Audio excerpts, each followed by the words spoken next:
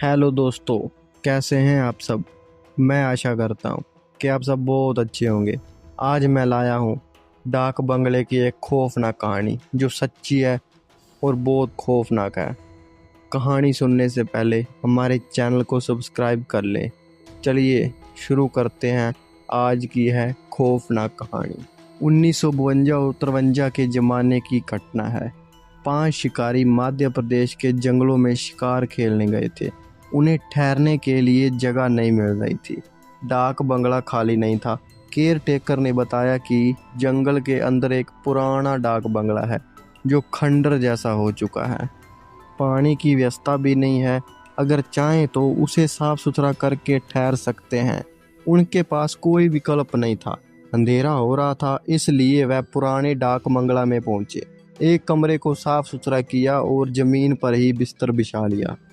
अपनी बंदूकें और राइफलें दीवार में टिका के ताश खेलने बैठ गए।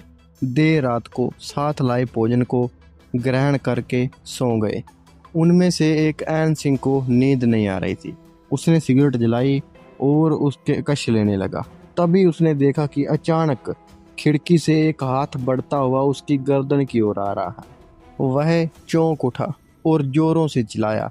अन्य लोग उठ गए। हाथ गायब हो गया। उसने सबको घटना की जानकारी दी तो उन्होंने कहा कि यह तुम्हारा भ्रम होगा या सपना देखा होगा। खिड़की से इतनी दूर हाथ कैसे पहुंचेगा। नई जगह में कभी कभी ऐसा लगता है, सो जाओ कहीं कुछ नहीं है।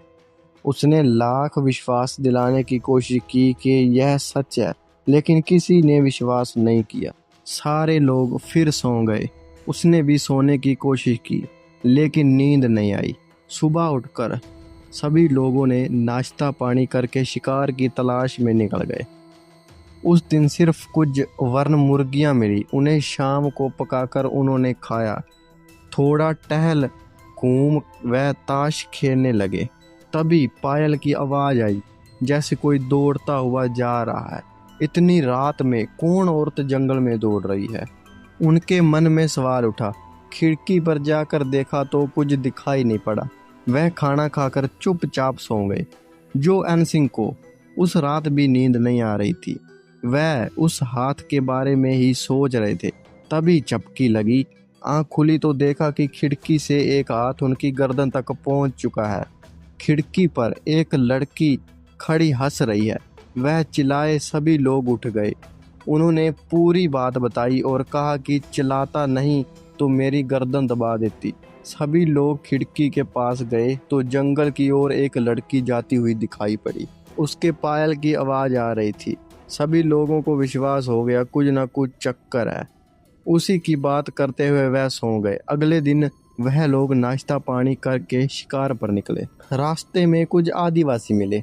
उन्होंने पूछा कि आप लोग किधर जा रहे हैं। उन्होंने बताया कि शेर का शिकार करने आए थे, वह मिल नहीं रहा है तो अब हिरन मार कर चले जाएंगे।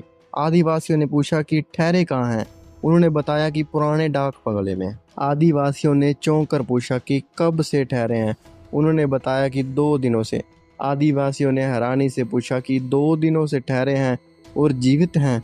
क्या मतलब साहब, वह पूतिया डाक बंगला है।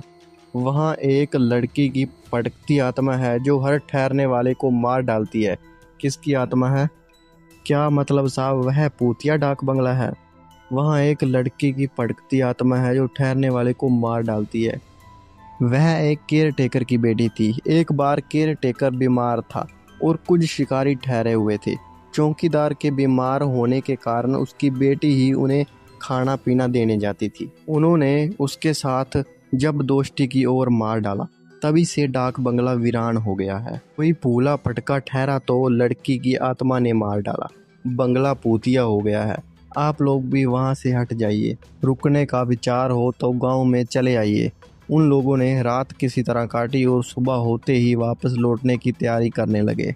रात को वह लड़की खिड़की के पास आई और बोली कि देवी देवताओं की कृपा ने तुम्हें बचा लिया, फिर कभी भी इधर मत आना। तो ऐसा बोलकर वह चली गई। वह लोग अभी भी उस घटना को याद करके पछताते हैं और उनके मन में डर पैदा हो जाता है। तो यहीं तक थी हमारी कहानी दोस्तों। अगर आपको अच्छी लगी हो लाइक करें, शेयर करें और कमेंट करें। और हाँ, हमारे चैनल को सब्सक्राइब करना ना भूलें। चलिए मिलते हैं नेक्स्ट